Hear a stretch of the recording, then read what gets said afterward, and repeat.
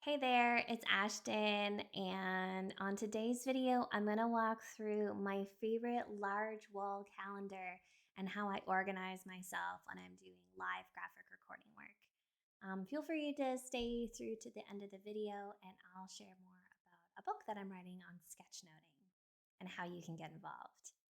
Okay, so a couple of years ago now, I heard with through John Acuff, who is an author, speaker, just all around amazing, interesting person for you to follow if you don't follow him already. And he uses this really interesting wall calendar from Neuyear, N-E-U year. And I'll link it in the description below. I'm not being paid by them to advertise this or anything, but I thought it was an interesting calendar when he showed it. Usually at the end of the year, he always talks about these calendars. So I thought I'd give it a go. You can buy a printed version, they'll mail it to you, or often you can buy a PDF and then just get printed at your local print shop, which is what I did because oftentimes things, since I live in Canada, sometimes things can be just very expensive to ship here. So I thought it would just be easier to print it at my local print shop, who I have a really great relationship with because I do quite a bit of printing there. Yeah, so, anyways, so I started in 2020 and I looked over there because I have my 2021 just up there. I've got my 2022 over by my working desk over there. And I usually this one lives by my 2020, but I just threw it over here to show you. And it's just a nice visual representation and a visual tool to be able to help me stay organized. And sometimes when I'm on phone calls with people and they're asking about my availability, I can just look over and it shows me there what events that I'm doing. Most of this is either facilitated work or conferences, but most of the work here that I have written on here, not all of it, but a lot of it is live work. So this is when I'm really not available for anything else. So I make sure that I block off my time. Sometimes there's only like half day events, so they might be colored in. The square might be colored in only halfway, but I'm just a bit I don't say intuitive. I'm just sort of kind of do whatever I feel like doing when I put the event in. There is a little bit of color coding going on here.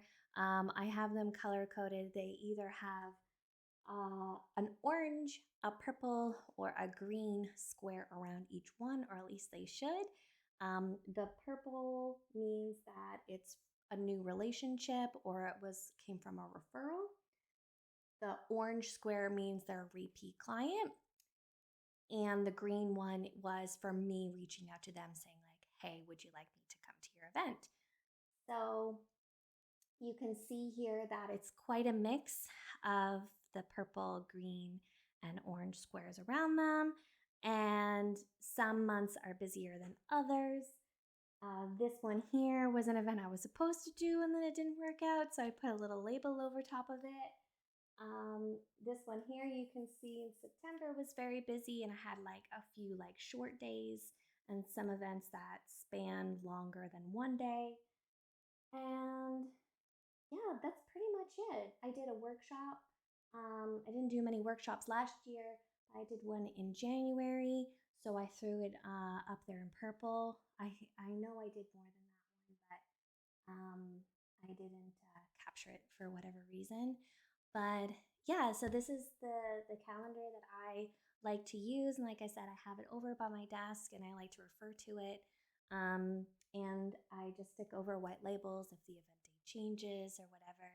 It just kind of gets messy as the year kind of goes on. So yeah, feel free to go check out their website if you're looking for a large wall calendar. I really like to try to be a bit of a minimalist, which is a bit challenging. If you've checked out some of my other videos about markers and stuff, you'll know that I'm not necessarily a minimalist when it comes to my supplies, but I really like the simplicity that this calendar allows for. I definitely use a lot of digital calendar tools as well, but being a visual person, I like to have something nice and large that I can see reflection of the whole year. And it's exciting to kind of watch it unfold and grow as the year goes on.